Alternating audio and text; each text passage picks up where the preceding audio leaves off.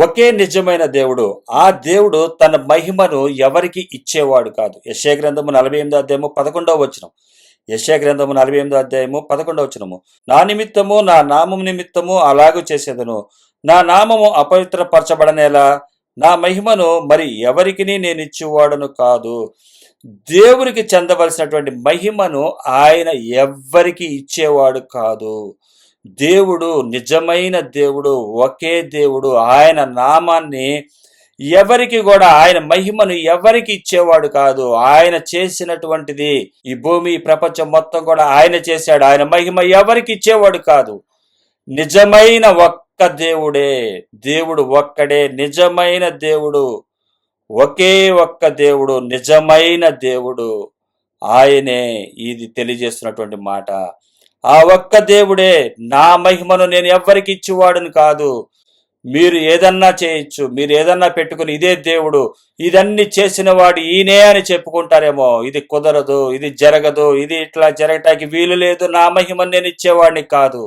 చిన్న ప్రార్థన ద్వారా ఈ కార్యక్రమం ప్రారంభించుకుందాం. పరలోకమందున మా తండ్రి, నామమున స్తోత్రం. దయగల రాజా, ప్రేమగల మా దేవ, కృపామయ నాయన, సమాధాన గతిపతి, మా సృష్టికర్త మా దేవ తండ్రి, నేను వర్తమాన చేత నాతో మాతో మాట్లాడమని మా ప్రియరక్షణ శ్రీరణ సుపుత్రుడి వేడుకొంచున్నాం పరమ తండ్రి. ఆమేన్. ఈరోజు సందేశం ఒకే నిజమైన దేవుడు. ఈరోజు సందేశ అంశం ఏంటంటే ఒకే నిజమైన దేవుడు. కీర్తనాకారుడు రాస్తున్నటువంటి కీర్తన గ్రంథము 115 అధ్యాయము. కీర్తన గ్రంథము 115 అధ్యాయము. మొత్తం ఈరోజు దీంట్లో ఉన్నటువంటిది ఒక సారాంశం ఏంటంటే దేవుడు ఎలా ఉంటాడు, దేవుడు పరిస్థితులు ఏంటి అన్నది ఈ కీర్తనకారుడు రాస్తున్నటువంటి అంశం ఇది.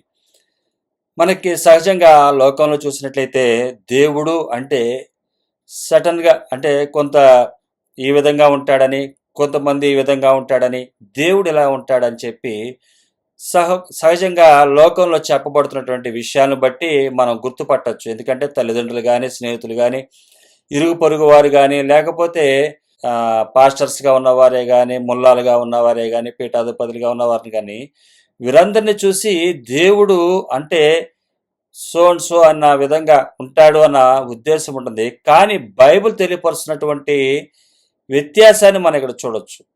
దేవుడు అంటే ఒక్కడే. ప్రతి ఒక్కరు కూడా దేవుడు ఒక్కడే అని చెప్తారే కానీ ఆ నిజమైన దేవుడికి ఉన్నటువంటి లక్షణాలని గుర్తుపట్టే స్థితి నేడు మనం చూసినట్లయితే ఎక్కడా ఉండదు. అంటే తమకు తెలిసిన విధముగా, తమకు అనుకూలముగా దేవుళ్ళను మార్చుకునే సంస్కృతి మానవ జాతిలో ఉంది. దేవుణ్ణి వారే మార్చేసుకుంటారు, వారికి అనుకూలంగా దేవుణ్ణి పెట్టుకుంటారు, వారికి ఉన్నటువంటి కోరికల ప్రకారం దేవుణ్ణి కూడా మలుచుకుంటూ ఉంటారు.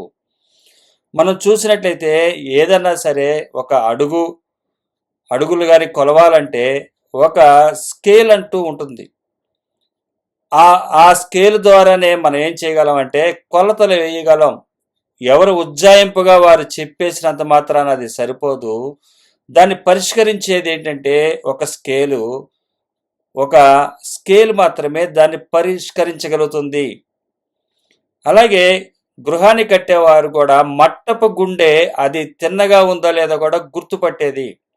ఇప్పుడు దేవుడు అన్న విషయాన్ని మనం ఎప్పుడైనా సరే ఒక నిర్ణయానికి రావాలంటే దేవుడు చేసే కార్యాలు ఏంటి అన్నది బైబిల్ ఏం చెప్తుంది అన్నది మనం తెలుసుకోవాలి. ఈరోజు క్రైస్తవులుగా మనందరం కూడా దేవుని దగ్గరికి వచ్చినటువంటి వారం ఒకప్పుడు క్రీస్తుని ఎరగనటువంటి వారం. అంటే స్కేల్ అన్నది మన జీవితంలో లేదు, కొలబద్ధత అన్నది లేదు, ఎలాగ కొలవాలో మనకి తెలియదు.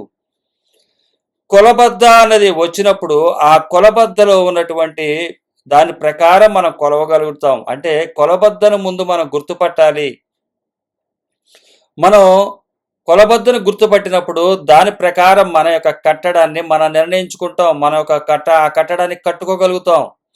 కాబట్టి ఏ గ్రంథం అయినప్పటికీ ఏదైతే తెలియజేస్తుందో దానికి ఆ గృహ నిర్మాణానికి సరిపడా విధముగా ఉన్నదో లేదో అన్నది ప్రతి ఒక్కరూ చూసుకోవాలి. కొలబద్ద అనేది లేనప్పుడు ఏ విధమైనటువంటి గృహం కూడా సక్రమంగా నిర్మింపబడదు. మట్టపు గుడ్డు లేనప్పుడు కూడా సరిగ్గా ఆ గృహం నిర్మింపబడదు. తిన్నగా వస్తుందా, రావట్లేదా, కరెక్ట్గా మనం దాన్ని లెక్క ప్రకారం చేస్తున్నామా? అంటే స్క్వేర్ బిట్ కట్టామంటే 4 పక్కల కూడా సమానంగా ఉందా లేదో చూడాలంటే కొలబద్ద ఉండాలి. ఒక కొలబద్ద లేకుండా దాన్ని మనం ఏ గృహాన్ని కూడా నిర్మించలేరు. మట్టపు గుండు లేకుండా కూడా ఏ విధంగా గృహాన్ని నిర్మించలేరు. ఒక గృహాన్ని నిర్మించాలన్నా, అలాగే మన జీవితంలో దేవుణ్ణి కూడా మనం నిర్ణయించుకోవాలన్నా సరే ఒక కొలబద్దత అన్నది కావాలి. అది ఏ గ్రంథం చెప్తుందా అన్నది మనం పరిశీలించుకోవాలి. ఎందుకంటే కట్టుకునేది మన సొంత ఇల్లు కాబట్టి. ఎవరో ఇల్లు కడుతున్నాం అన్నది కాదు ఇక్కడ. మన సొంత ఇల్లు కట్టుకోవలసిన వారమై ఉన్నాము. ప్రతి ఒక్కరు కూడా, ప్రతి ఒక్క మనిషి కూడా తమ యొక్క జీవితాల గురించి ఆలోచన కలిగి ఉండాలి. దానినే అవసరమైనదే బైబిల్ గ్రంథం క్రైస్తవులుగా అంగీకరించినటువంటి మనకు తెలియపరుస్తుంది. మన గ్రంథం మనకు తెలియపరిచే కొలబద్ద ఏంటో ఈరోజు మనం 115వ కీర్తన ద్వారా మనం నేర్చుకోబోతున్నాం. ఈ 115వ కీర్తన ఎంత చక్కగా దేవుడు తన పరిశుద్ధాత్మ ద్వారా రాయించాడంటే మీరు కూడా చివరికి ఇది ఆశ్చర్యపోతారు. ఇందులో ఈ విధంగా ఎప్పుడు చదువుతున్నటువంటి కీర్తనలే, ఎప్పుడు కనబడుతున్నటువంటి కీర్తనలే. ఈ కీర్తనలో స్కేల్ ఉన్నదని, కొలబద్దత ఉన్నదని, ఒక విధంగా చూస్తే మట్టపు గుండు ఉన్నదని, దాని ప్రకారం మనం నిలబడాలని ఇక్కడ మనకి కనబడుతుంది. మీరు చివరికి వర్తమానం విని చివరి వరకు విన్నట్లయితే మీ జీవితంలో ఉన్నటువంటి సహజంగా వచ్చే దేవుని గురించినటువంటి ఆర్గ్యుమెంట్స్ అన్నిట్లు కూడా ఈ యొక్క 115వ కీర్తన పరిష్కరించగలదు. మీ యొక్క ప్రతి అనుమానాన్ని కూడా తీసివేయగలదు. కాబట్టి ఈ 115వ కీర్తన మనము ధ్యానించుకున్నటకు దేవుడు తన యొక్క కనికరాన్ని చూపించినందుకు ఆయనకే ఘనత మహిమ మొదటగా చెందునుగాక. ఒకే నిజమైన దేవుడు, ఇందులో నో డౌట్. మీకు ఎవరికన్నా సందేహం నేడు కలుగుతున్నట్లయితే దేవుళ్ళు అనేకులుగా ఉంటారా, ఒక్కడిగా ఉంటాడా, దేవుడు ఎలాగ ఉంటాడు, ఏమిటి అన్న సందేహాలకు మీకు పరిష్కారం ఇక్కడ దొరుకుతుంది. మనం చూసినట్లయితే 115వ కీర్తనలు 115వ అధ్యాయము మొదటి వచనం, మాకు కాదు యెహోవా, మాకు కాదు, నీ కృపా సత్యములను బట్టి నీ నామమునకే మహిమ కలుగును గాక. ఇక్కడ కీర్తనకారుడు చెప్తున్నాడు, ఆయనకి అర్థమైపోయింది దేవుని గురించి. కృపా సత్యములను బట్టి నీ నామమునకే మహిమ కలుగును గాక. రాబోయే, ఇది పాత నిబంధనల గ్రంథంలో రాయబడుతున్నటువంటి కీర్తనలు, రాబోయే యేసుక్రీస్తు వారిని గురించి మొదటగా ఆయన స్తుతిస్తున్నాడు. అంటే ఇది మొత్తం మనం సెర్చ్ చేసిన తర్వాత చూడవలసినటువంటి విషయం. ఈరోజు క్రైస్తవులము, క్రీస్తుని అంగీకరిస్తున్నటువంటి మనందరం కూడా యేసుక్రీస్తు వారిని దేవుడుగాను, ఆయన మన రక్షకుడుగాను, దేవుడుగాను, మనల్ని విమోచించిన వానిగాను, మనము తండ్రికి కుమారుడుగా ఆ స్థానంలో వచ్చినటువంటి వాడిగాను మనం చూస్తున్నాము. అది చూస్తూ మనం ఉన్నటువంటి స్థితిలో, మనము ఈ స్థితిలో ఉన్నటువంటి మనము బ్యాక్గ్రౌండ్ అంటే మన ఫ్లాష్ బ్యాక్ ఏదైతే ఉందో, ఏదైతే మనకు ఒక ఆలోచన కలిగిందో దేవుని గురించి తెలుసుకోవాలని, దేవుడు అన్నవాడు ఉన్నాడా అని కలిగి ఉన్న విషయాలన్నీ ఇక్కడ నుంచి ఫ్లాష్ బ్యాక్గా మనం ముందుకు వెళ్తాం. ఇక్కడ మొదటిగా మనము చూసినట్లయితే మొదటిగా కనబడుతుంది, యెహోవా మాకు కాదు, యెహోవా మాకు కాదు, నీ కృపా సత్యములు బట్టి నీ నామమునకే మహిమ కలుగును గాక. ఇది నేడు క్రైస్తవుడిగా క్రీస్తుని అంగీకరించి నిత్యరాజ్యం కొరకు ఎదురు చూస్తున్న నీతిమంతులు మాట్లాడే మాట, పలికే, వారు చెప్పే కృతజ్ఞతాస్తుతులు అన్నమాట. ఇక్కడ మనం చూసినట్లయితే 2వ వచనం, అంటే మొదటిగా మన వచనంలో కనబడుతుంది కృపా సత్యం నీ నామమునకే మహిమ కలుగును గాక అన్న ఈ కీర్తనకారుడు అసలు విషయాన్ని ఇక్కడ తెలియజేస్తున్నారు. ముందు ఏం జరిగిందో అది రాస్తున్నటువంటి మాట, వారు దేవుడేడి అని అన్యజనులు ఎందుకు చెప్పుకొందురు, వారి దేవుడేడని అన్యజనులు ఎందుకు చెప్పుకొందురు, మా దేవుడు ఆకాశం అందున్నాడు, తనకిచ్చ వచ్చినట్లుగా సమస్తము ఆయన చేయుచున్నాడు అని మేము అంటాము. అయితే మీ దేవుడు అంటున్నారు, మీ దేవుడు ఏడి అని వారు అడుగుతున్నారు. మీ దేవుడు ఏడి అంటే, మా దేవుడు ఆకాశం అందున్నాడు, తనకిచ్చ వచ్చినట్లు సమస్తము చేయుచున్నాడు అన్న సమాధానం మేము వారికి చెప్పి ఉన్నాము. వారు అడుగుతున్నటువంటి ప్రశ్న ఏంటంటే, మీ దేవుడు ఏడి? అంటే నేను చెప్తున్నటువంటి మాట, అంటే క్రీస్తుని అంగీకరించినటువంటి నేను చెప్తున్నటువంటి మాట, మా దేవుడు ఆకాశమందున్నాడు అంటున్నాను. తనకిచ్చవచ్చినట్లు ఆయన చేస్తున్నాడని నేను చెప్తున్నా. అయితే వారేమంటున్నారంటే, భలేవాళ్ళలాగా ఉన్నారు, మీ దేవుడు ఆకాశమందు ఉండటమేంటి, మా దేవుడు మా ముందుగానే కనబడుతున్నాడు అంటున్నారు. ఇది ప్రపంచవ్యాప్తంగా ఉన్నటువంటి క్రీస్తుని విగ్రహంగా ఆరాధన చేసే వారితో కూడా వస్తుంది పోలికిది. విగ్రహారాధన చేస్తున్నటువంటి ప్రతి ఒక్కరిని గురించి ఇక్కడ ప్రశ్నిస్తున్నారు.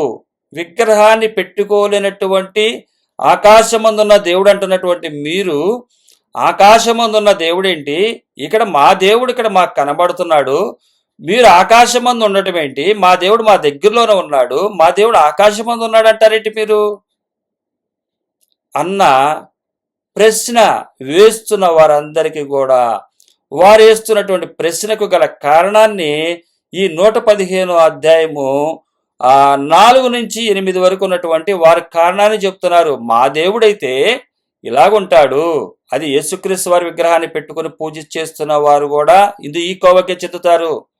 మరియమ్మనే గాని యేసుక్రీస్తు వారి విగ్రహాన్ని పెట్టుకున్న వారు కూడా ఈ యొక్క 115 అధ్యాయము 4 నుంచి 8 వరకు ఉన్న వచనాల ప్రకారం వారు కూడా దానికే చెందుతారు. తప్పనిసరిగా వారు దానికి చెందుతారు.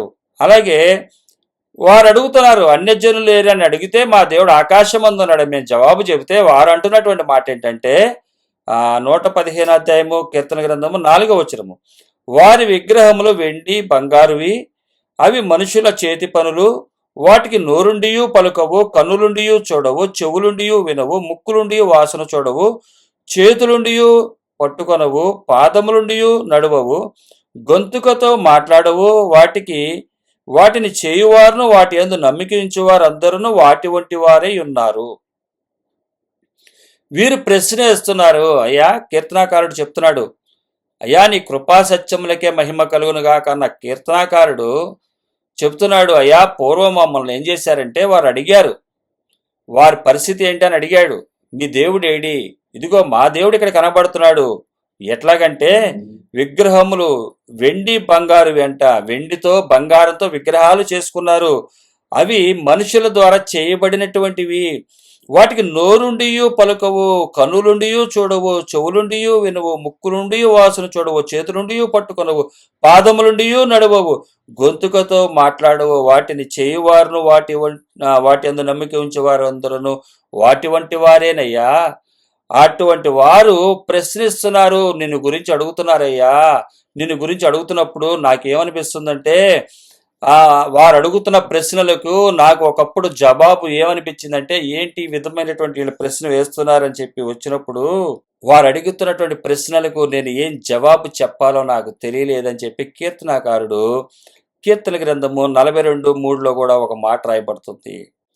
అదేంటంటే కీర్తన గ్రంథం 42 అధ్యాయము 3వ వచనం, నీ దేవుడు ఏమాయనని వారు నిత్యము నాతో అనుచుండగా రాత్రింపగళ్ళు నా కన్నీళ్లు నాకు అన్నపానములాయను.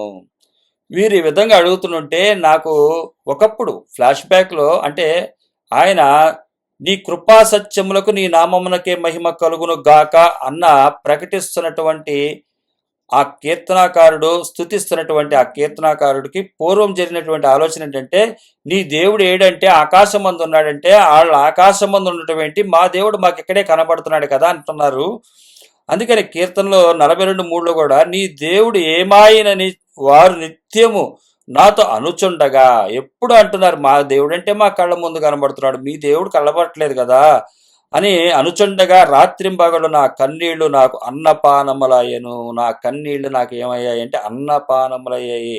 అవి ఎంతసేపు ఏడుస్తున్నాడంట, అయ్యా ఏంటయ్యా వాళ్ళు ఇలా అడుగుతున్నారయ్యా అని అడుగుతుంటే, అంటే నీ దేవుడు ఏమాయనని నా శత్రువు దినమెల్లా అడుగుచున్నారు, వారు తమ దోషుల చేత నా ఎముకలను విరుచుచున్నారు. అంటే ఈయనకి ఒకప్పుడు ఆన్సర్ దొరకలా.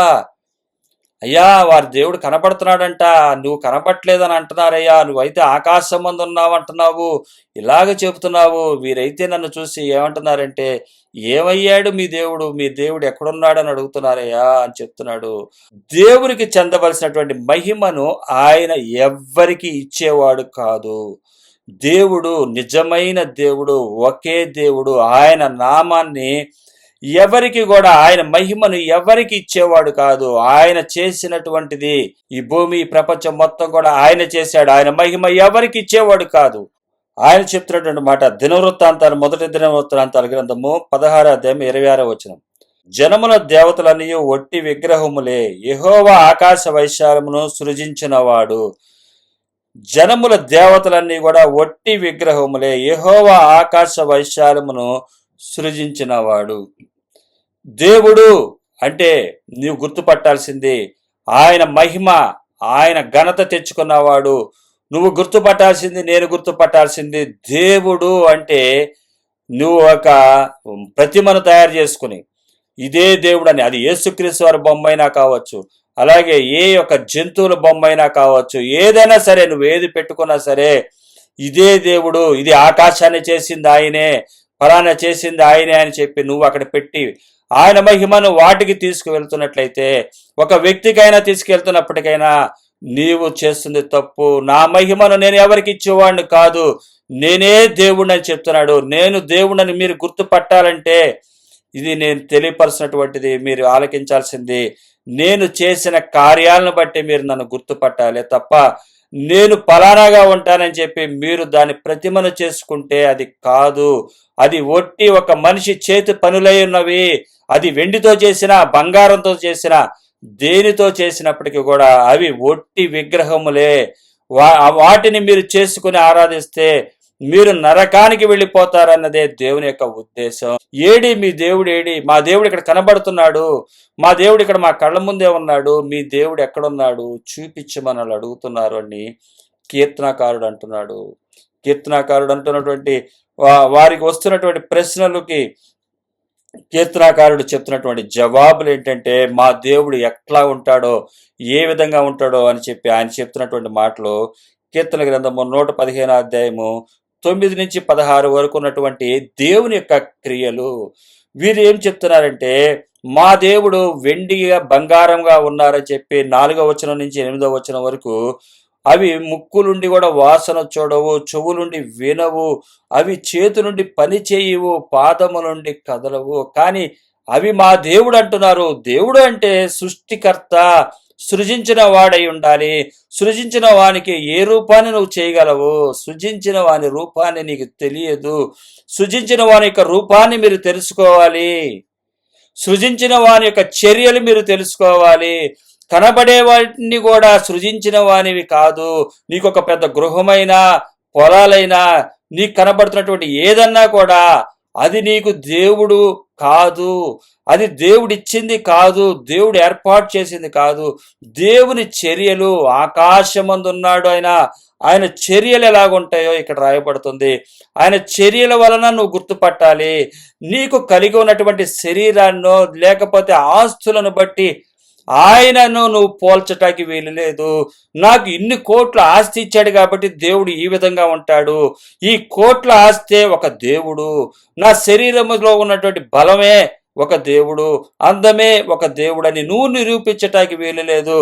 నా మహిమ ఈ ఆస్తుల్లోనో కానీ నీ యొక్క శరీరంలోనో కానీ కనబడుటకు వీలు లేదు. విగ్రహంలోగా పెట్టుకొనుటకు ఏదైనా సరే, ఆస్తులైనా సరే, ఒక మనిషి విగ్రహాన్నైనా పెట్టుకొనుటకు అది యెహోవా విగ్రహమైనప్పటికీ, అది యేసుక్రీస్తు వారి విగ్రహమైన, మరియా విగ్రహమైనప్పటికీ కూడా ఏ విగ్రహమైనా పెట్టుకొనుటకు వీలు లేదు అనేది ఆయన తెలియపరుస్తున్నాడు. అంటే మీరు ఏం చేస్తున్నారంటే మహిమని ఇచ్చేస్తున్నారు. నా మహిమ ఇదే అని చెప్తున్నారు. ఆ రోజు యారోబాము 12 గోత్రాలు వారు విడిపోయినప్పుడు 2 దూడలను పెట్టాడు. యెరూషలేము మందిరానికి వెళ్ళి ఆరాధన చేయాల్సినటువంటి ఇశ్రాయేలు ప్రజలను పాలిస్తున్నటువంటి యారోబాము, మొదటి యారోబాము, ఆయన విగ్రహాలను పెట్టాడు. ఇదే మిమ్మలను పితరులను తీసుకొచ్చినటువంటి జంతువుల విగ్రహ, దూడల విగ్రహాలు పెట్టి ఇదే అని చెప్పాడు.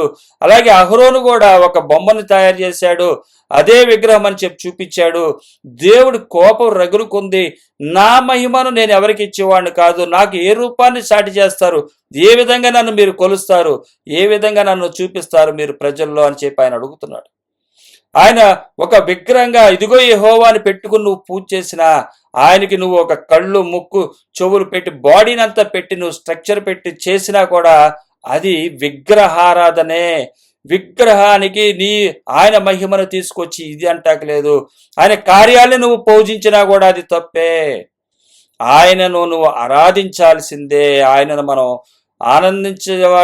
ఆయనందు ఆనందించవలసిన వారమై ఉన్నామే తప్ప లోకములో కనబడుతున్నటువంటి ఏ స్థిరాస్తులు కూడా విగ్రహాలుగా పెట్టుకొని వాటి ద్వారా దేవుని స్తుతించొద్దు, దేవుని గణపరచొద్దు. పెద్ద ఇల్లు ఇచ్చావయ్యా స్తోత్రం, లేకపోతే పొలాలు ఇచ్చావయ్యా స్తోత్రం, పెద్ద మందిరాన్ని ఇచ్చావయ్యా స్తోత్రం, అయ్యా నువ్వు నా కార్లు ఇచ్చావయ్యా స్తోత్రం.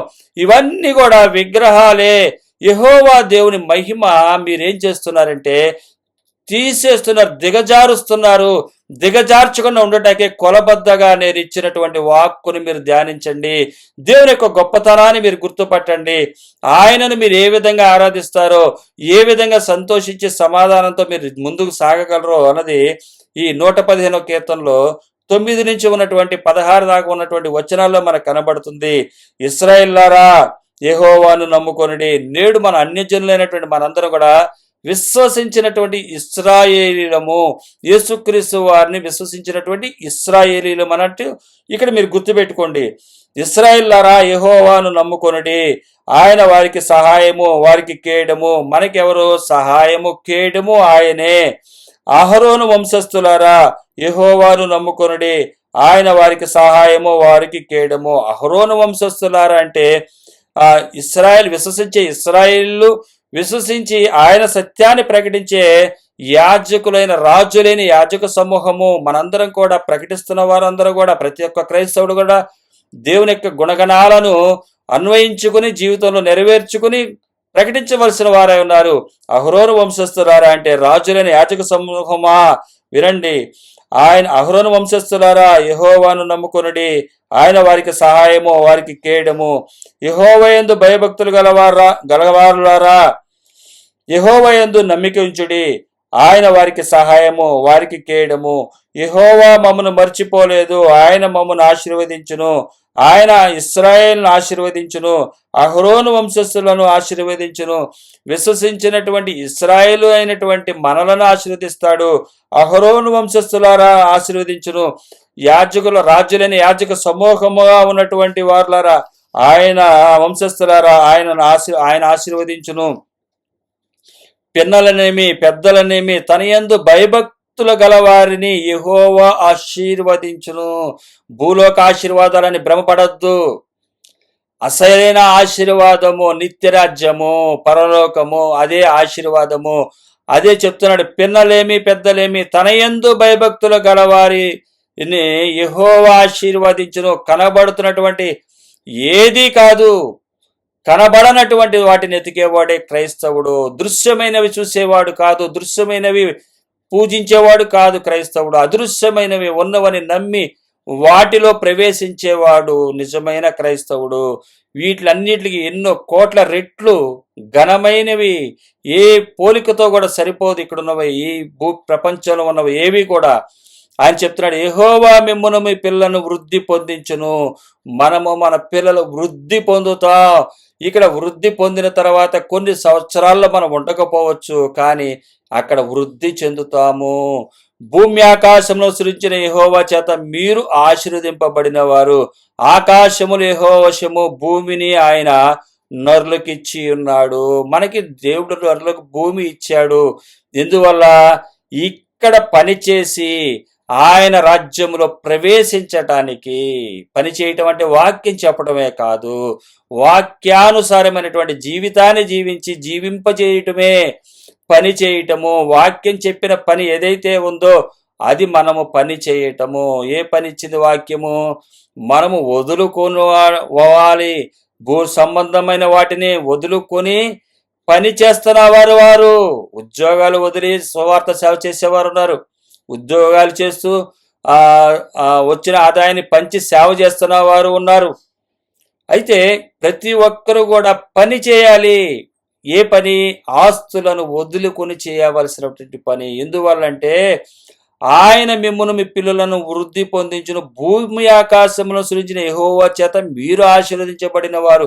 ఈ భూమి ఆకాశాలను కట్టుకోవటానికి మనం చూసినట్లయితే చంద్రమండలంలో కూడా ఇల్లు కట్టుకోవటానికి చూస్తున్నారు. ఇందువల్ల భూ సంపద ద్వారా. కానీ మనము నిత్యరాజ్యంలో ఇల్లు కట్టుకోవటానికి ప్రయత్నిస్తున్న వారము. వీరికన్నా దురాశ పరులు మనము. ఇది దురాశ, లోకాశ. కానీ అది స్వచ్ఛమైన ఆశ, నిజమైన ఆశ. అది నిజమైన దేవుడు నిజమైన ఆశలు నెరవేర్చేవాడు, అబద్ధ ఆశలు నెరవేర్చేవాడు ఆయన కాదు. ఒకవేళ పొరపాటున లోకాశలను చూసి, లోకంలో ఉన్నటువంటి సంపదను చూసి ఇదే నిజమైన ఆశీర్వాదం అనుకుంటున్నారంటే మీకన్నా బుద్ధిహీనులు వేరే వాళ్ళు లేరని బైబిల్ తెలియపరుస్తుంది, వాక్యమే తెలియపరుస్తుంది. బుద్ధిహీనులంట వాళ్ళు, భక్తిహీనులంట. అంటే బైబిల్ దగ్గరికి వచ్చి కూడా లోకాన్ని సంపాదించుకుంటున్నారంటే బుద్ధిహీనులని బైబిల్ చెప్తున్న మాటలే. బుద్ధిహీనత, భక్తిహీనత. మనం చూసినట్లయితే ఇంజనీరింగ్ చదువుతున్నప్పుడు ఇంజనీరింగ్లో ఉన్నటువంటి ఏదైతే స్కిల్స్ నేర్పుతున్నారో నేర్చుకోకపోతే బుద్ధిహీనత. అలాగే మెడిసిన్లో కూడా ఏదైతే నేర్పుతున్నప్పుడు నేర్చుకోకపోతే అది బుద్ధిహీనత అవుతుంది. అదేంటంటే చదువు హీనపరచబడుతుంది, అంటే చదువు అబ్బట్లేదని అర్థం. ఇక్కడ నిజమైన భూమి ఆకాశం సృజించిన యెహోవా చేత మీరు ఆశీర్వదించబడ్డారు తప్ప భూమి ఆకాశాల ద్వారా మీరు ఆశీర్వదించబడ్డవారు కాదు. భూమి ఆకాశాలను సృజించిన సృష్టికర్త చేత ఆశీర్వదించబడ్డవారు. అంటే భూమి ఆకాశాలు ఒక సాక్ష్యంగా చూపిస్తున్నాడు ఆయన. ఆయన కనబడట్లా, కానీ వీరు చెప్తున్నారు మా దేవుడు కనబడుతున్నాడు, ఇక్కడ ఉన్నాడు, మేము ఒక విగ్రహంగా చేసుకున్నాము, అది యేసుక్రీస్తు వారి విగ్రహం అని. అంటే యేసుక్రీస్తు వారు ఇచ్చినటువంటి భవనాలు, యేసుక్రీస్తు వారు ఇచ్చిన పొలాలు, కార్లు, ఇవన్నీ కూడా మాకు దేవుడు ఇచ్చాడని చెప్పి చూపిస్తున్నారు. ఇది కాదు, భూమి ఆకాశములను సృజించిన యెహోవా చేత ఆశీర్వదించబడ్డాము. అంటే భూమి ఆకాశాలు మనకిచ్చినట్టు కాదు, భూమి ఆకాశాలను సృజించిన యెహోవా మీకు ఇవ్వబోయేది ఎంత గొప్పదో. ఆయన మీకు కనబడకపోవచ్చు, కానీ ఆయన కనబడుతున్నవన్నీ కూడా మీరు విగ్రహాలుగా పెట్టుకుని ఇవే యెహోవా ఇచ్చాడని చెప్పి చూపించటం. ఆ రోజు అహరోను గారు, మోషే గారు పర్వతం మీదకి వెళ్ళి ఆజ్ఞలు తీసుకుంటున్నప్పుడు కింద దూడను తయారు చేసి ఏ విధమైతే దూడను చేసి ఇదే మిమ్మలను ఐగుప్తు నుంచి తీసుకొచ్చిందని చెప్పి మీరు దూడను పూజ చేశారో, అలాగే యరొబాము 2 విగ్రహాలని దాను ప్రాంతంలోను తర్వాత ఇంకో చోట పెట్టాడు ఆయన విగ్రహాలని. ఈ 2 చోట్ల పెట్టి చోట ఆయన పెట్టిన విగ్రహాలని పూజ చేయమని చెప్పాడు. ఈ విగ్రహాలని పెట్టి ఆయన ఇవే మనలను నడిపిస్తున్న యెహోవా అన్నట్టుగా చూపించాడు ఆయన. అంటే ఒక రాజు ఏది చెబితే అదే విగ్రహం అని నమ్మే రోజుల్లో మనం ఉన్నాం. అదే ఏ సేవకుడు, ఏ పాస్టర్ ఇదే నేను చెప్పిందే కరెక్ట్ అంటే అదే అంటున్నారు. అంటే ఈ ఆశీర్వాదమే ఈ విగ్రహము దేవుడు ఇచ్చాడనటకు గుర్తు, దేవుడు చేశాడనటకు గుర్తు అని ఒక గుర్తుని చూపిస్తున్నారు. దేవుడు చెప్తున్నాడు, ఒక కొలబద్ద ఏంటంటే నీకు నేను చెప్తున్నా, భూమి ఆకాశాలను సృజించిన వాడు నిన్ను ఆశీర్వదించాడు. అంటే భూమి ఆకాశాల్లో కాదు, చంద్రమండలంలో కాదు, నువ్వు చంద్రమండలం ఇల్లు కట్టుకోవటం కాదు, భూలోకంలో చంద్రమండలానికి మించిన ఇల్లు కట్టుకోవటం కాదు, భవనాలు కట్టుకోవటం కాదు, తర్వాత ఈ విధంగా ఆస్తులను సంపాదించుకోవటం కాదు, పెద్ద పెద్ద మందిరాలు కట్టుకోవటం కాదు. భూమి ఆకాశాలను సృజించిన సృష్టికర్త నిన్ను ఆశీర్వదిస్తున్నాడు. అంటే నీ ఆశీర్వాద లెవెల్స్ ఏ రేంజ్లో ఉంటాయో గుర్తుపట్టు. వీరేమంటున్నారంటే మా దేవుడు కనబడుతున్నాడయ్యా, ఇదిగో ఇక్కడ ఉన్నాడు, వానికి ముక్కు ఉంది, కళ్ళు ఉన్నాయి, చెవులు ఉన్నాయి, అన్నీ ఉన్నాయి అంటున్నాడు. కానీ వాళ్ళ దేవుడు మాట్లాడట్లా. ఏ భవనం కూడా మాట్లాడదు, ఏ పొలాలు కూడా మాట్లాడవు, ఏ స్థిరాస్తులు కూడా మాట్లాడవు. అక్కడ దాకేందుకు భూమి మాట్లాడదు, ఆకాశం మాట్లాడదు మనతో. అవి దేవునితో మొరపెట్టుకుంటాయి, అది వేరే విషయం. కానీ మనతో మాట్లాడవయ్యి. ఒక వ్యక్తి చూసినట్లయితే ఒక భవనం మనతో మాట్లాడదు. ఒక విగ్రహం ఏం చెప్తుంది? మౌనంగా ఉంటుంది. నువ్వు ఎన్నన్నా రాసుకోవచ్చు ఆ విగ్రహాన్ని చూసి, ఆ ఇల్లును చూసి ఎన్నన్నా రాసుకోవచ్చు, ఆ పొలాలను చూసి ఎన్నన్నా రాసుకోవచ్చు, కానీ అవి మాట్లాడవు. కానీ ఒకరోజు మాట్లాడతాయి. ఆయన రాకడల తర్వాత నన్ను ఎంత ఇసుకిచ్చాడయ్యా, నన్ను ఎంత ఇసుకిచ్చాడయ్యా అని చెప్పి భవనాలు, పొలాలు అన్నీ చెప్తాయి అని బైబిల్ గ్రంథంలోనే చెప్తుంది. ఎందువల్లంటే సాక్షులను తీసుకొస్తాడంట ఆయన. భూమి మీకు సాక్షి ఇస్తుంది అంటున్నాడు ఆయన. అలాగే ప్రతీది కూడా సాక్ష్యంగా పెట్టాడు ఆయన. సాక్ష్యాలంటే దేవుడు స్వస్థపరిచాడు, దేవుడు బిల్డింగ్లు ఇచ్చాడు, దేవుడు లేకపోతే స్వస్థతలు తర్వాత చాలా రకాలుగా భూ సంబంధమైనటువంటి ఉద్యోగాలు ఇచ్చాడు. ఇవిగా సాక్ష్యాలుగా చూస్తున్నాము. కానీ భూమి ఇచ్చే సాక్ష్యం ఏంటంటే దేవుని మాటను, దేవుని యొక్క రాజ్యాన్ని గుర్తుపట్టకుండా చెప్పినటువంటి మాటలకి, వీరు చేసిన పనులకి ఇచ్చిన సాక్ష్యాలను అవి దేవుని ఎదుట చెబుతాయి. రేపొద్దున చెబుతాయంట అవన్నీ. బైబిల్లో రాయబడిన మాటలు ఇవన్నీ కూడా. కాబట్టి నీ దేవుడు ఏడి అని వాళ్ళు నన్ను అడిగితే నేనేం సమాధానం చెప్పాలో నాకు అర్థం కాలేదయ్యా. అయితే నువ్వు చెప్తున్నావు, భూమి ఆకాశమును సృజించిన యెహోవా చేత మీరు ఆశీర్వదించబడిన వారు. ఆకాశములు యెహోవా వశము, భూమిని ఆయన నరులకిచ్చి ఉన్నాడు. ఆకాశము ఆయన వశము, భూమిని నరులకిచ్చాడు. నరులకి ఎందుకు ఇచ్చాడు? భూలోకములో నన్ను వెతికినట్లయితే నన్ను కనుగొంటారు. భూమి ఆకాశాలను సృజించిన నేను కాబట్టి నేను మీకేం చేయగలను? నేను ఏదైతే వాగ్దానం చేశానో, ఆ మరుగైన స్వాస్థ్యాన్ని ఇస్తానని తెలియపరిచానో, నా రాజ్యంలో మీరు విశ్రాంతి పొందుతారని తెలియపరిచానో, అక్కడికి మీరు రాగలుగుతారు. కీర్తనకారుడు ఎంత చక్కని సందేశాన్ని మనకి, దేవుడు తన సందేశాన్ని మనకు తెలియపరుస్తున్నాడు. ఇక్కడ మాకు కాదు యెహోవా, కీర్తన గ్రంథం 115 అధ్యాయము 1వ వచనము, మాకు కాదు యెహోవా, మాకు కాదు, నీ కృపా సత్యములను బట్టి నీ నామమునకే మహిమ కలుగును గాక.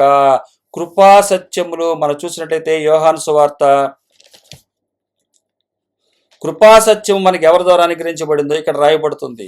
యోహాను సువార్త 1వ అధ్యాయము 17వ వచనము, ధర్మశాస్త్రమును మోషే ద్వారా అనుగ్రహింపబడెను, కృపయు సత్యమును యేసుక్రీస్తు ద్వారా కలిగెను. కీర్తనాకారుడు 115 అధ్యాయంలో ఎలా రాయగలుగుతున్నాడు? నీ కృపా సత్యములకు నీకే మహిమ కలుగునుగాక, నీ కృపా సత్యములను బట్టి నీ నామమునకే మహిమ కలుగునుగాక. కృపా సత్యములు అంటే యేసుక్రీస్తు వారు, కృపయు సత్యమును యేసుక్రీస్తు ద్వారా అనుగ్రహించబడను. అంటే దేవుడు, మా దేవుడు ఎలాంటి వాడు? ఆయన 2025 సంవత్సరాల క్రితం ఈ భూమి మీదకి వచ్చాడు. దేవుడు అన్నవాడు, నిజమైన దేవుడు తన్ను తాను కనుపరుచుకున్నాడు. మనము శరీరంలో ఉన్న వారిని, శరీరంలో రక్తమాంసంలో ఉన్న మనలను కలుసుకున్నటకు ఆయన 2025 సంవత్సరాల క్రితం వచ్చి వెళ్ళాడు. ఈరోజు ఆయన విగ్రహం పెట్టుకున్న తప్పే. ఆయన చర్యలు ఏదైతే చేశాడో ఆ చర్యలను తప్పుదోవ తీసుకెళ్ళమాకండి.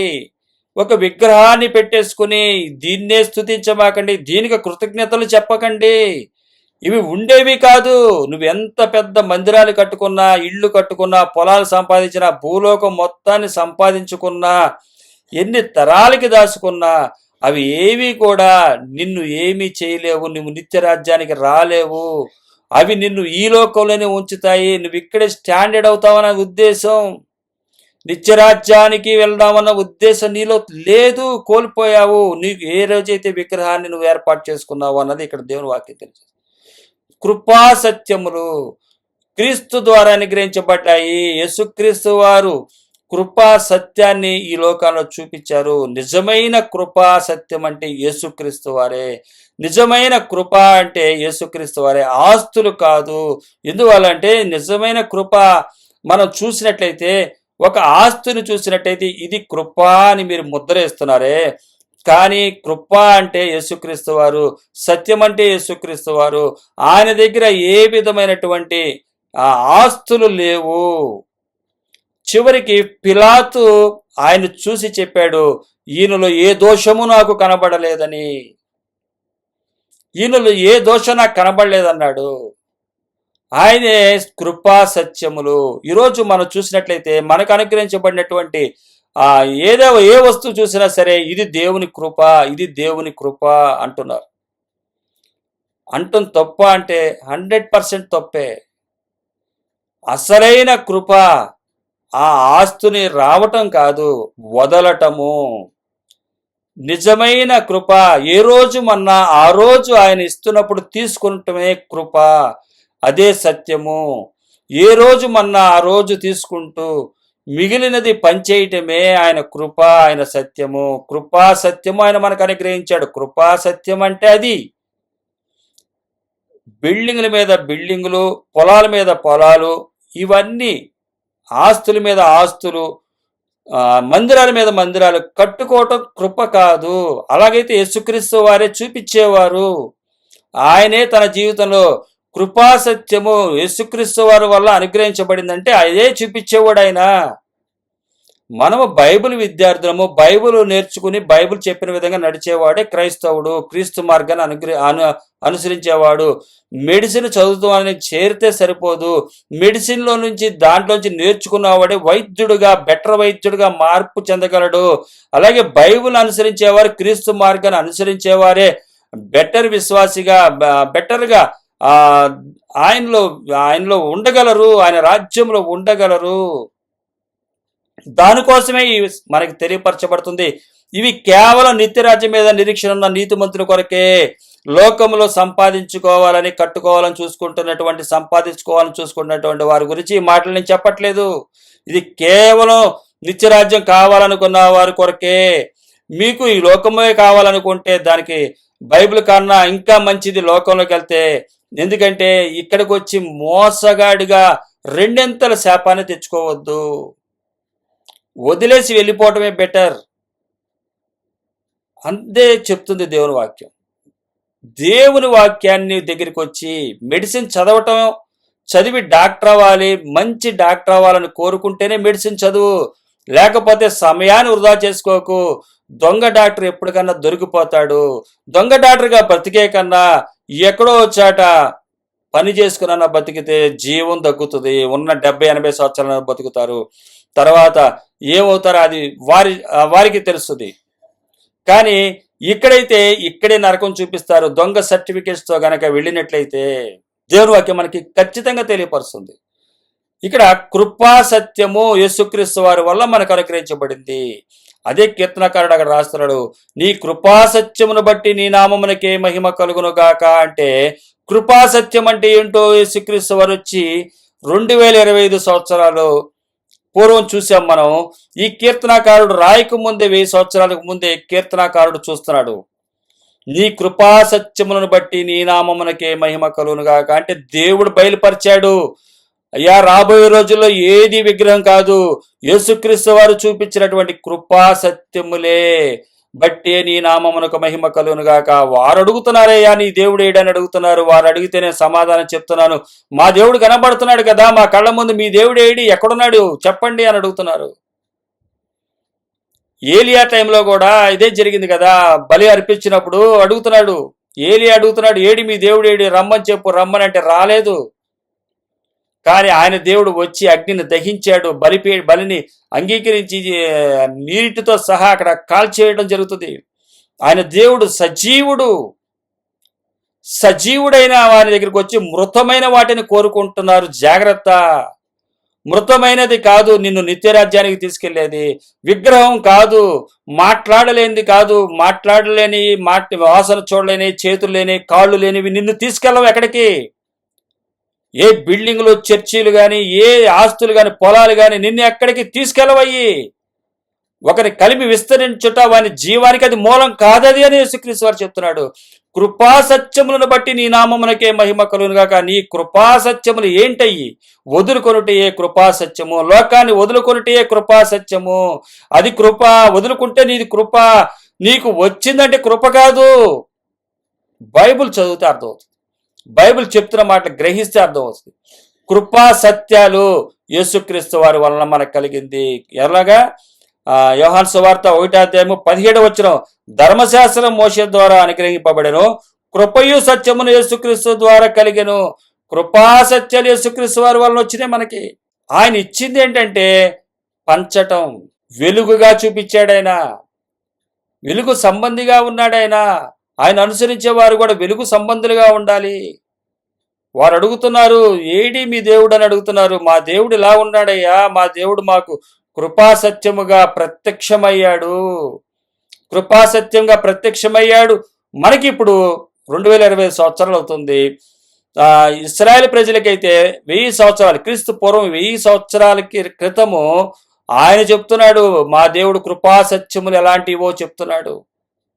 ఆయన భూమి ఆకాశాలను సృజించిన వాడు, భూమిని నరులకిచ్చాడు పని చేయటానికి. భూమిలో ఏమి ఇచ్చినా పని చేయడానికి ఇచ్చాడు. అదే యేసుక్రీస్తు వారు వచ్చి ఆ 1000 సంవత్సరాలు అయిన తర్వాత చూపించారు. 2025 సంవత్సరాల తర్వాత మనం విశ్వసిస్తున్నాము. విశ్వసిస్తున్న ఇశ్రాయేలు, ఆ విశ్వసిస్తున్నటువంటి రాజులైన యాజక సమూహమా, మీరు సంతోషించండి. మీ దేవుడు ఎంత గొప్పవాడో చూసుకోండి. అదే రాస్తున్నాడు 9వ వచనం నుంచి ఉన్నటువంటి 16 వచనాల్లో ఉన్నటువంటి వచనాల్లో మనం చూసినట్లయితే, ఇశ్రాయేలులారా యెహోవాను నమ్ముకొనుడి, మీరు ఇంకా విశ్వసిస్తానే ఉండండి. ఆయన వారికి సహాయము, వారికి కేడు, మనకు సహాయం చేస్తున్నాడు. మనకి ఏ దినము ఆహారం కావాలో అది ఇస్తున్నాడు. పోషింపబడుతున్నాము. అహరోను వంశస్థులారా యెహోవాను నమ్ముకొనుడి, ఆయన వారికి సహాయము, వారికి కేడము. యెహోవా యందు భయభక్తులు గలవారులారా యెహోవా యందు నమ్మిక ఉంచుడి. అంటే చివరి వరకు నమ్మికను కొనసాగించండి. ఆయన వారికి సహాయం, వారికి కేడము. యెహోవా మమ్మను మర్చిపోలేదు, ఆయన మమ్మను ఆశీర్వదించును, ఆయన ఇశ్రాయేలును ఆశీర్వదించును. అహరోను వంశస్థులారా మీరు ఆయన అహరోను వంశస్థులను ఆయన ఆశీర్వదించును. రాజులైన యాజక సమూహాన్ని మన ఆశీర్వదిస్తున్నాడు ఆయన. పిల్లలనేమి పెద్దలనేమి తన యందు భయభక్తులు గలవారి యందు యెహోవా ఆశీర్వదించును.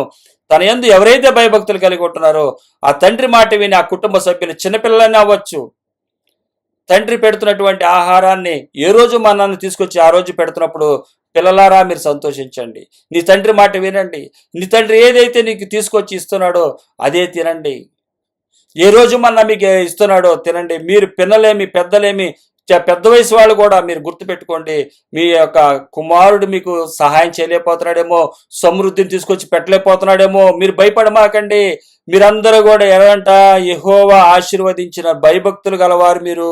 మీరు మీ తండ్రి మాట వింటున్నారు, మీ కుమారుడు మాట వింటున్నారు. వృద్ధులైన వారులారా, మీరు సంపాదించుకోలేరు, కానీ మీ కుమారుడు మిమ్మల్ని పోషిస్తున్నాడు.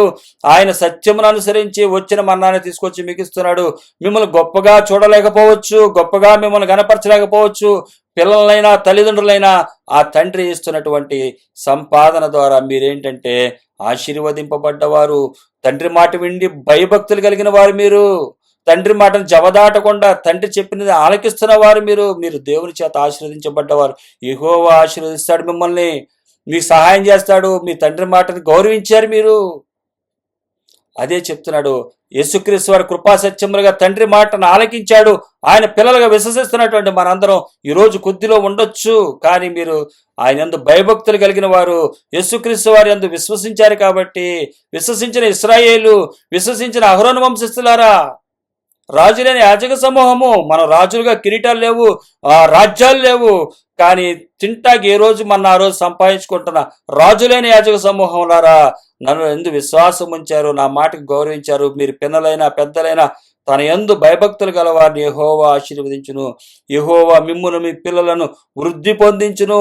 భూమి ఆకాశము సృజించిన యెహోవా చేత మీరు ఆశీర్వదించబడిన వారు. భూముల చేత ఈ లోకంలో ఇచ్చేది కాదు, అంతకన్నా శ్రేష్టము, అంత చేసిన వాడి చేత ఆశ్రయించబడుతున్నవారు. ఎలా ఉంటది? భూమి ఆకాశాలు సృజించిన సృష్టికర్ చేత ఆశ్రయించబడుతున్నాం అంటే ఎంత గ్రాండ్గా ఉంటుందో చూడండి, గొప్పగా ఉంటుందో చూడండి.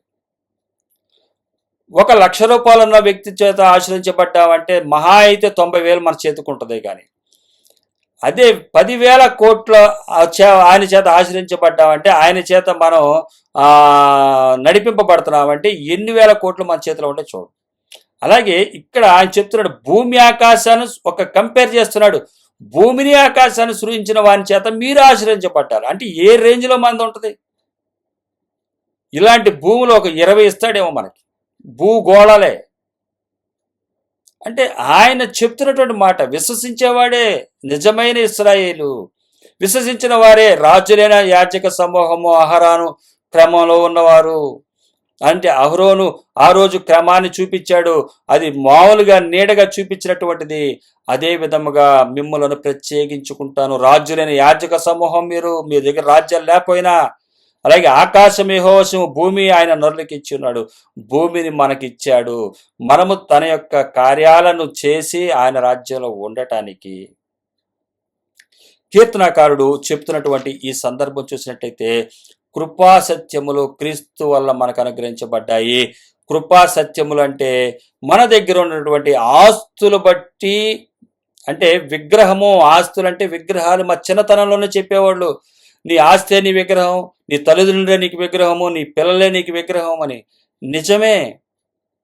అవి ఎలాగ విగ్రహం అంటే, ఇవి నాకు ఇచ్చావు కదా, ఇవి నీటి ద్వారా నేను స్తుతిస్తున్నాను, వీటి ద్వారా నేను గణపరుస్తున్నాను కాదు.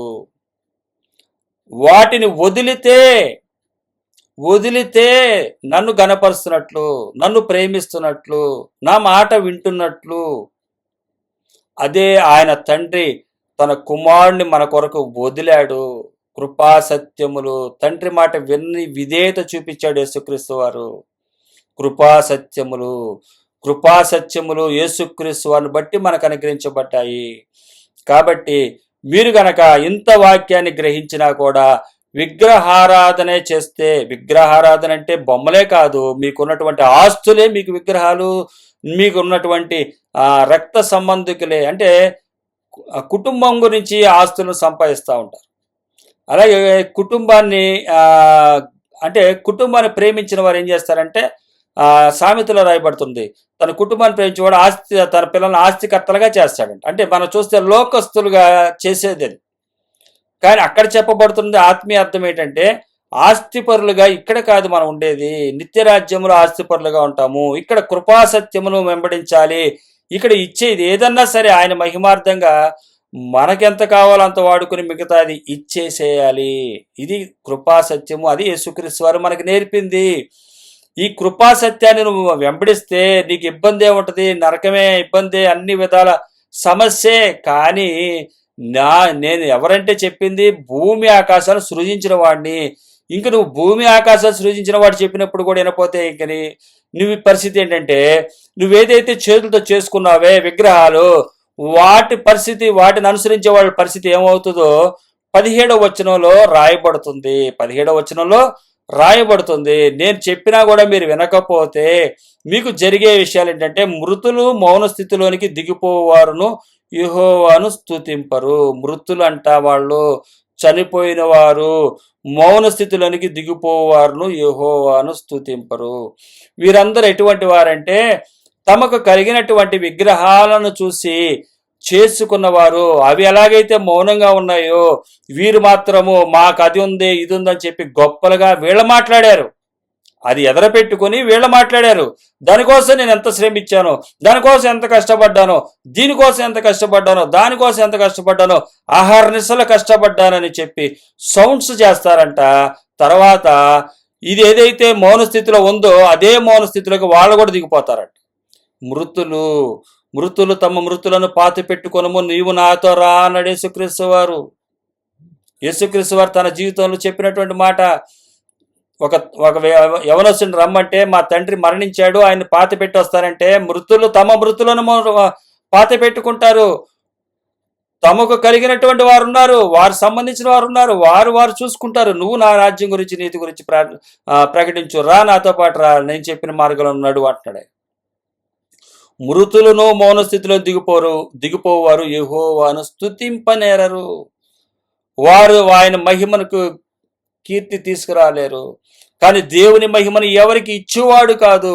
ఆయన మహిమ, కృపా సత్యములను ఆయన చూపించిన మార్గంలో నడిచేవారు. 18వ వచనం చెప్తుంది, మేమైతే ఇది మొదలుకొని నిత్యం యెహోవాను స్తుతించెదము, యెహోవాను స్తుతించుడి. హల్లెలూయా. మేమైతే యెహోవాను స్తుతిస్తాం. మాకు కనబడేది ఏమీ లేదు, మాకే ఆస్తులు కనబడట్లేదు, మాకేమీ లేవు, పొలాలు లేవు, పెద్ద పెద్ద మందిరాలు లేవు, ఇళ్ళు లేవు, ఆస్తులు భూమి మీద ఏమీ కనబట్టలేదు. వాటిని బట్టి మేము స్తుతించట్లేదు. మమ్ములను ఆశీర్వదిస్తాను, మాకు దీవెనలు ఇస్తానన్న ఆయన్ని బట్టి మేము స్తుతిస్తున్నాము, ఆయన్నే మేము గణపరుస్తాము అంటున్నారు. ఈరోజు మనకి కనబడట్లేదు, కానీ ఒకరోజు కనబడబోతున్నాయి. అప్పుడు వస్తుంది అసలైనటువంటి స్థుతి. ఇప్పుడు కనబడకపోయినా కళ్ళల్లో చూస్తూ విశ్వసిస్తూ భూమి ఆకాశాలను సృజించిన సృష్టికర్తను తలుచుకుంటూ ఆయన మాటను విశ్వసిస్తూ స్తుతిస్తున్నాము. మేమైతే ఆయన్నే స్తుతిస్తాము. మేము కనబడే వాటిని స్తుతించేవారం కాదు, కనబడే వాటికి కృతజ్ఞత చెప్పేవాళ్ళం కాదు, కనబడని వాటికి మేము స్తుతిస్తున్నాము, కనబడని వాటి కొరకు మేము ఎదురు చూస్తున్నాము. ఇది అసలైనటువంటి స్థుతి. ఇది విశ్వసించిన వారే దేవుని అనుసరించేవారు, నిత్యరాజ్యాన్ని కోరుకునేవారు. వారు విగ్రహాలు కనబడుతున్నాయే, మీకు కనబట్లేదేంటి? నీకు ఆస్తులు కనబట్లేదేంట్రా? నువ్వు ఆడు చూడు, వీళ్ళకి చూడు ఎన్ని ఆస్తులు ఉన్నాయో, నీకు లేవేంటి ఆస్తులు అంటారు ఈ లోకంలో. మనకెందుకుంటాయి? మనం ఎందుకు ఉంచుకోవాలి? నిజమైన సత్య కృపాసత్యాన్ని ఎరిగితే నీకు ఆస్తులు ఉండవు. అదే ఈ కీర్తనాకారుడు 115 అధ్యాయం రాయబడుతుంది. నేను ఈరోజు ఇవ్వాలనుకున్న సందేశం మత్తయి సువార్త 5 అధ్యాయం, 4 అధ్యాయము, 5 అధ్యాయము, 6 అధ్యాయము, 7 అధ్యాయము, 8 ఇవి చెప్పాలనుకున్నా. మరలా అది ఇంకా ఫుల్ఫిల్ అవ్వలేదు, చేద్దామని చెప్పి మరలా కూర్చుని 82వ కీర్తన ధ్యానించా. అది కూడా బాగా, ఇంకా అది కూడా చాలా ఫుల్ అవ్వాల్సింది ఉంది, ఇంకా చాలా కంప్లీట్ అవ్వాలి. దేవుడు 115వ కీర్తనలో తీసుకొచ్చాడు. ఇది నేను సిద్ధపడింది కనీసం వారం రోజులు ఎంత అవుతుంది. 22వ తారీఖున నేను ఈ సిద్ధపడ్డా, 22వ తారీఖు ఈ అక్టోబర్ నెలలో. కానీ ఈరోజు ఈ సందేశం దేవుడు తన ఆత్మ ద్వారా ప్రేరేపించి మాట్లాడిచ్చాడు. నిజంగా ఇది ఈ సందర్భంలో 22వ తారీఖున నాకు ఇచ్చినటువంటి ఆ మాటని నేను ఇంకా, అంటే దరిదాపుల 10 రోజులు అవుతుంది, 9 రోజులు, ఇంకా కూర్చుని ఉంటే ఇంకా దేవుడు దాంట్లో ఉన్నటువంటి వర్తమానాన్ని తెలియజేశాడు. ఇది చివరి స్థితి. ఆయనందు విశ్వాసం ఉంచిన వారి చివరి స్థితి ఏంటంటే చూస్తారు. ఇప్పుడున్న వారు చూస్తున్నవి తర్వాత చూడరు. వాళ్ళు మాట్లాడలేని వాటిని చూసి మాట్లాడారు వీళ్ళు, తర్వాత వీళ్ళు చూడరు అవి. కానీ చూడని వాటి కొరకు మాట్లాడాము, మౌనంగా ఉన్నాము, చూడని వాటి కొరకు వేచి ఉన్నాము, నిరీక్షించాము, నెమ్మదిగా ఉన్నాము, ఓర్పుగా ఉన్నాము, చూసి ఇంకా స్తుతిస్తాము, గణపరుస్తాము. ఇక్కడ చూసి స్తుతించి గణపరిచిన వాటికి ఎన్నో రెట్లుగా గణపరుస్తాము. ఎందుకంటే భూమిని ఆకాశాన్ని సృజించిన వాడు చూపించేవి ఆ విధంగా ఉంటాయంట. హల్లెలూయా. ఇది విశ్వసించాలనే దేవుడి యొక్క సువార్త. ఆయన మహిమ ఎవరికి ఇచ్చేవాడు కాదు. అందుకే ఈరోజు ఈ సందేశాన్ని మీకు కూడా తెలియపరచగల కారణం, నా మహిమను కాకుండా వేరే మహిమను మీరు పొగుడుతున్నారేమో, వేరేది చూసి ఇదే మహిమని చెప్తున్నారేమో, మీ కొరకే నేను తెలియపరుస్తున్నాను అంటున్నాడు ఇక్కడ వాక్యం. ఆయన మహిమని చెప్పి ఇది దేవుడిచ్చింది, అది దేవుడిచ్చింది అని చెబుతున్నారేమో. జాగ్రత్త, మీకు ఇచ్చింది ఎవరో గుర్తుపట్టండి. నేను చెప్పేది మీరు చూడబోయేది ఇప్పుడు కనబడేది కాదు, మీరు చూడబోయేది వేరేది ఉంది. అది ఏంటంటే భూమి ఆకాశాలు సృజించిన సృష్టికర్త అని నేను ఇవ్వబోయే బహుమతి. ఒక్కొక్కరు ఎవరేం బహుమతులు ఇచ్చారని చెప్పి చూడాలని కోరికలు ఉంటాయి. వాళ్ళే బహుమతి ఇచ్చారు, వీళ్లే బహుమతి ఇచ్చారని. కానీ ఇచ్చిన వారి రేంజ్ని బట్టి అనుకుంటారు. అలాగే ఈ భూమిని ఆకాశాన్ని సృజించిన సృష్టికర్త ఇవ్వబోయే రేంజ్ ఏంటో భూమి ఆకాశాన్ని చూస్తే మీకు అర్థమవుతుంది. కాబట్టి మౌన స్థితిలోకి దిగిపోమాకండి, మౌనమైన వాటిని పెట్టుకొని మౌన స్థితిలోకి వెళ్ళిపోమాకండి, మృతులుగా ఉండకండి. మీరు జీవాన్ని కలిగిన వారు, జీవాధిపతి మీకు జీవాన్ని ఇస్తాడు. జీవాన్ని ఇచ్చినప్పుడు మీ నోటి వచ్చే స్తుతి, ఆయన గణపరిచే ఘనత అమోఘముగా ఉంటుంది, అద్భుతంగా ఉంటుంది. ఆయన ఎలాంటి వాడో దానియేలు గ్రంథం మనం చూసినట్లయితే, దానియేలు గ్రంథం 2వ అధ్యాయము 19 నుంచి 23 వరకు ఉన్నటువంటి విషయాలు మనం చూస్తే, దానియేలు గారు ఒక దర్శనాన్ని చూస్తున్నాడు. ఎంత గొప్ప దేవుడో చూడండి. మన దేవుడు మనకి కనబడట్లేదు, అంత మాత్రాన మనకి ఏమీ లేనట్టు కాదు. మీరు భయపడమాకండి. దానియేలు గారితో కూడా ఆయన ప్రవచనం చెప్తున్నాడు. దానియేలు గ్రంథము 2వ అధ్యాయం 19వ వచనము. అంతటా రాత్రి యందు దర్శనము చేత ఆ మర్మము దానియేలునకు బయలుపరచబడెను. గనుక దానియేలు పరలోకమందున్న దేవుని స్తుతించెను. ఒక మర్మము ఆయనకి తెలియపరిచినప్పుడు దానియేలు పరలోకమందున్న దేవుని స్తుతించాడంట. ఈరోజు నాకు ఇవ్వబోతున్నటువంటిది భూమి ఆకాశాలు సృజించిన సృష్టికర్త అన్నప్పుడు, నేను భూమిని ఆకాశాన్ని చూసినప్పుడు ఆ దేవుని యొక్క గొప్పతనాన్ని బట్టి నేను ఎంతో స్తుతిస్తా. అంతేగాని నాకున్న వాటిని బట్టి నేను స్తుతించేవాడిని కాదు. స్తుతించడానికి నాకు ఇష్టం కూడా లేదు. ఎందువల్లంటే నేను పరలోకమందున దేవుని స్తుతించాను అంటున్నాడు ఆయన. ఆయన చూపించిన దర్శనాన్ని మర్మాన్ని చూసినప్పుడు ఆయన అంటున్నటువంటి మాట 20వ వచనం. ఎట్లనగా దేవుడు జ్ఞాన బలములు కలవాడు. దేవుడు అటువంటి వాడంట, జ్ఞాన బలములు కలవాడు. ఆయన చూసినటువంటి దర్శనం అటువంటిది.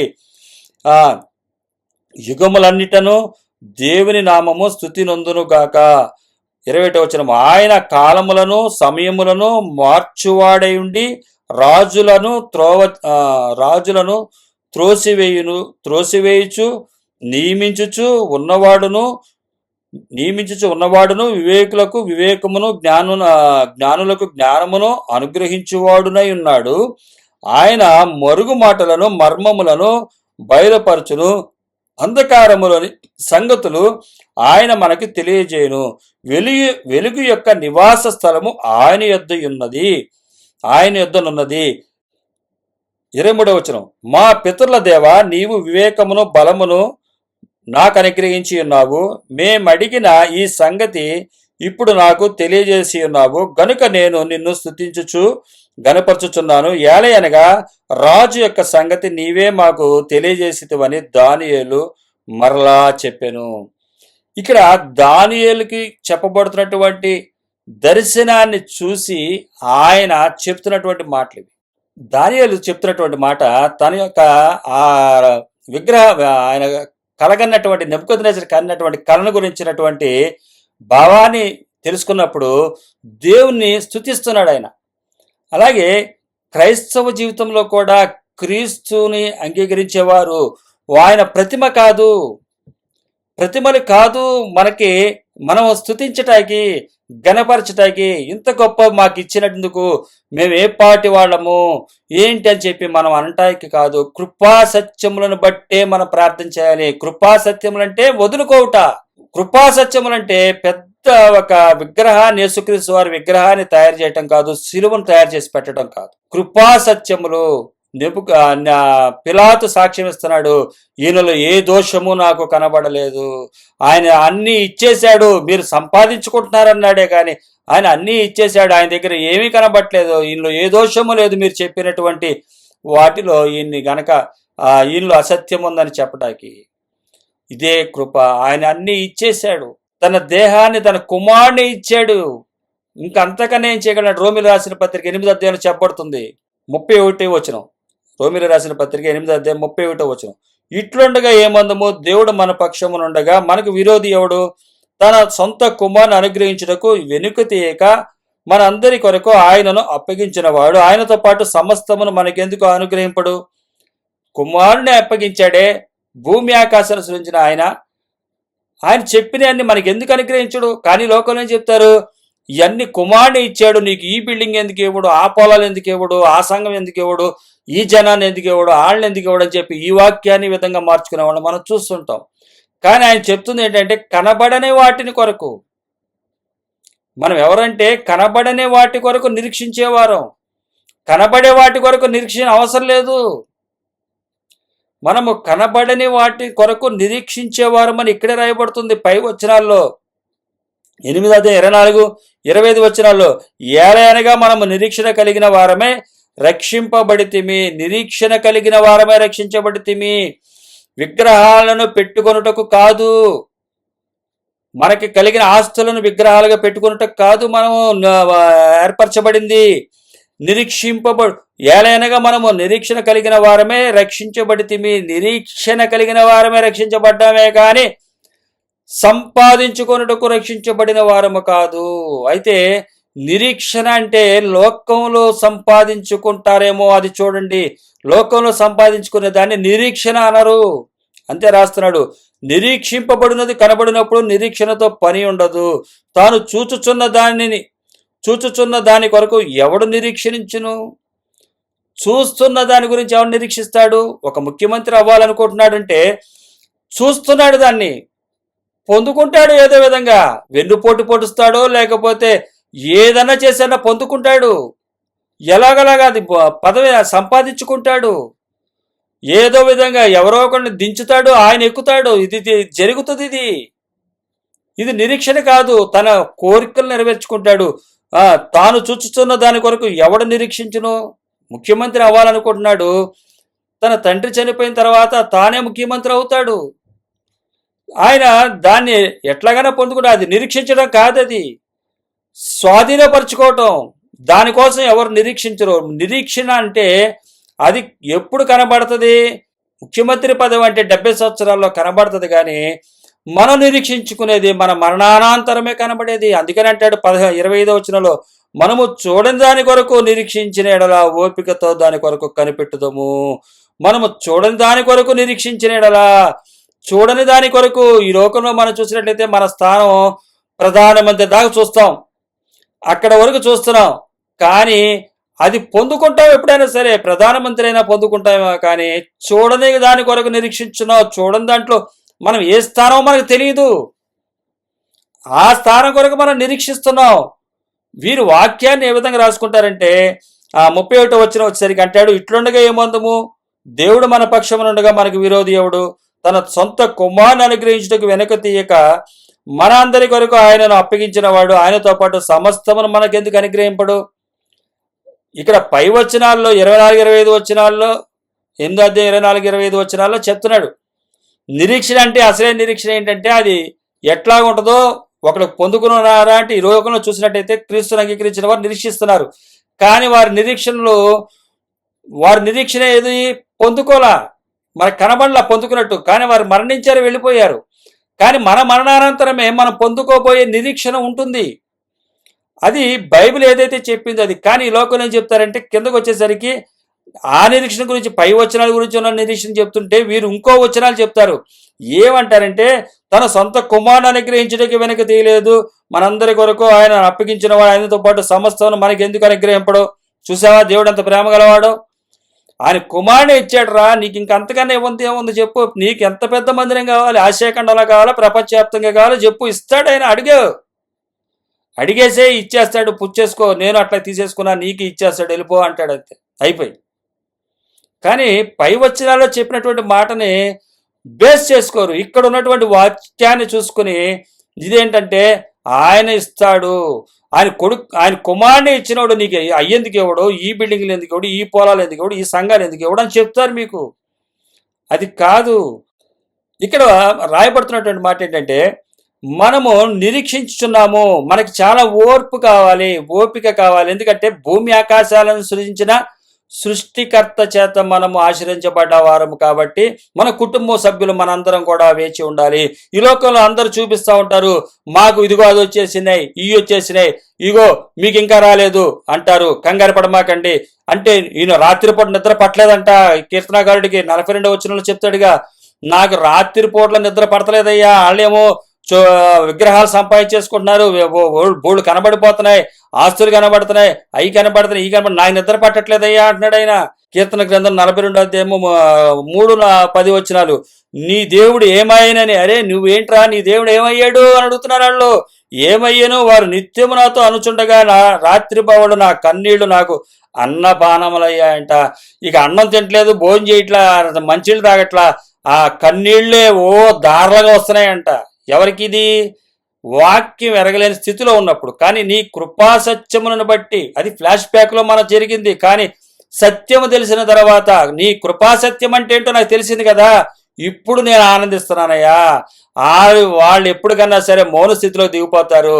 ఇప్పుడు అవి మాట్లాడుతున్నాయే కానీ, వాటిని చూసి మీరు మాట్లాడుతున్నారే కానీ, వేటినైతే మేము చూసి మాట్లాడలేకపోయామో, వేటిని చూసి మేము పిచ్చోళ్ళలాగా ఆకాశం వైపు చూసుకుని అయ్యో అక్కడ ఉన్నాయి, ఇగో ఇక్కడ ఉన్నాయని చెప్తుంటే నవ్వారో, అవన్నీ ఉండటం చూసిన తర్వాత మేము స్తుతిస్తామయ్యా. వారు అప్పుడు మౌన స్థితిలోకి వెళ్ళిపోతారయ్యా. ఎందుకంటే సైలెంట్. ఇసుకలో కట్టిన ఇల్లు ఏమవుతుంది, వరదలు వచ్చి కొట్టుకుపోయినాక అక్కడ ఏముండదు, ఖాళీ ప్లేస్ కనబడుతుంది. ఏమవుతుంది? సైలెంట్, నిశ్శబ్దం ఏర్పడుతుంది, మౌన స్థితి. మృతులు, చనిపోయిన వారు, మౌన స్థితిలో దిగిపోయిన వారు ఇంకా దేవుని స్తుతించలేరు. ఇంకా ఏం స్థుతులు వస్తాయి? ఇసుకలో కట్టుకున్నవన్నీ కొట్టుకుపోయిన తర్వాత ఏం వస్తుంది? ఏమి రాదు. ఇంకేం వస్తుంది? చెప్పడానికి ఆధారాలు లేవు అక్కడ. ఇప్పుడు ఏదైతే మనం చెబుతున్నామో వాటికి ఆధారాలు చూపించే రోజు ఉంది.